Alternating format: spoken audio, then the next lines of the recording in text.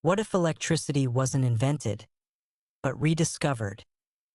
Today, you'll discover a 2,000-year-old clay jar that might produce electric current.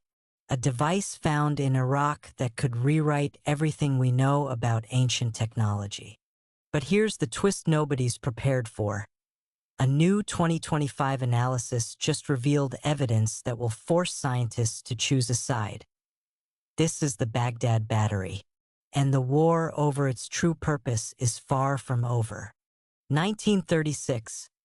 German archaeologist Wilhelm Koenig is cataloging artifacts at the National Museum of Iraq in Baghdad. He finds a curious clay jar, about 5 inches tall. Inside, a copper cylinder. Inside that, an iron rod, the top sealed with asphalt. The official dating? Parthian Empire, roughly 200 BC to 200 AD. Koenig notices something strange. The configuration looks familiar. The copper, the iron, the electrolyte container. In 1938, he publishes a controversial paper. His conclusion: this is a galvanic cell, an ancient battery. The archaeological community laughs him off. Ancient people didn't understand electricity. Case closed. But was Koenig crazy? Or was he onto something? 1978. German Egyptologist Arne Egebrecht decides to test Koenig's theory. He builds an exact replica. Clay jar, copper cylinder, iron rod. Then he fills it with grape juice as the electrolyte. The result? It works. The device produces approximately half a volt of electricity, enough to power small electroplating operations.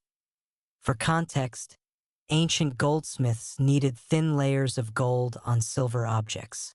Electroplating would be the perfect solution. But here's the crack in the skeptic's armor. Similar jars have been found at multiple Parthian sites. Not just one. Dozens.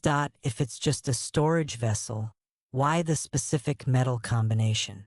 Why the insulating asphalt seal? Why the iron rod suspended inside without touching the copper? The design is too specific to be accidental. Or is it? The Iraq War. The National Museum of Iraq is looted. Many Baghdad Battery artifacts disappear or are damaged. Convenient timing for evidence to vanish. But in 2012, something interesting happens. The Mythbusters team tests the battery theory. They build 10 replicas using different acidic solutions. Result: every single one produces measurable current. Lemon juice produces the highest voltage. Now here's where it gets interesting. March 2025. A team at the University of Vienna publishes a chemical analysis of residue found inside surviving Baghdad Battery specimens.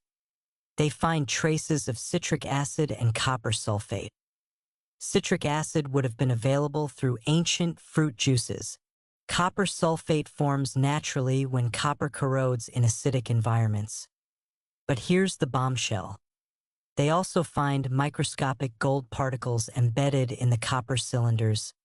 Gold particles. Exactly what you'd expect from electroplating operations. The skeptics have a problem now.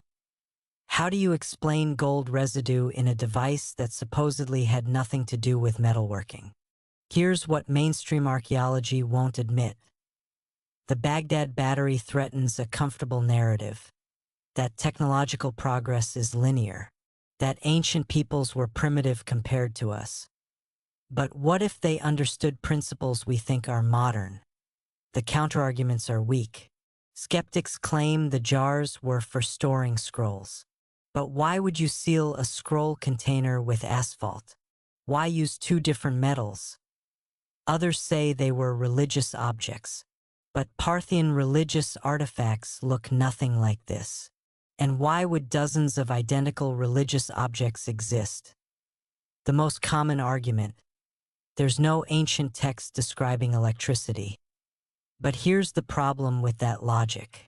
Most ancient technical knowledge was trade secrets, passed master to apprentice. Not written down. We have Roman concrete that self-heals. Greek fire that burned on water. Damascus steel we still can't replicate. Ancient craftsmen guarded their techniques jealously. In 2024, an experimental archaeologist named Dr. Sarah Patterson built functioning replicas and demonstrated practical electroplating of jewelry. Her paper was rejected by 3 major journals. Too controversial, they said. What are they protecting? Let's consider both possibilities. Possibility 1. The Baghdad Battery is a misunderstood artifact. The configuration is coincidental. The gold residue has another explanation, but that requires ignoring multiple working replicas, chemical evidence, and the specific design that matches modern galvanic cells. Possibility 2. Ancient Parthians discovered electrochemical principles 2,000 years before Alessandro Volta supposedly invented the battery in 1800. This means technological knowledge was lost. Civilizations fell. Libraries burned.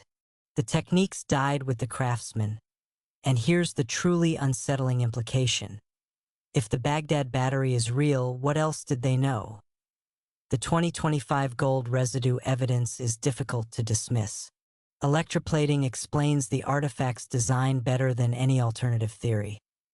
But acknowledging this means acknowledging that history isn't a straight line of progress. It means ancient peoples were far more sophisticated than we give them credit for.